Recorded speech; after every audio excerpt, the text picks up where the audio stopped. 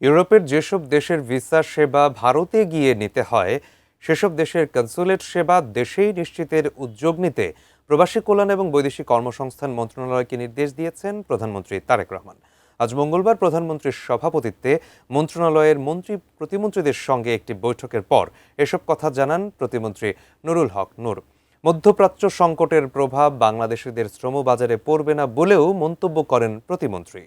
আমাদের শ্রমবাজারের প্রধানমন্ত্রী বরাবরই থার্ড ল্যাঙ্গুয়েজ বা ভাষা শেখার বিষয়ে গুরুত্ব আরোপ করেছেন যে আমাদের দেশের মানুষ শুধু ভাষা না জানার কারণে তারা অল্প পয়সার চাকরি করে, বড় একটা অংশই কিন্তু মধ্যপ্রাচ্য।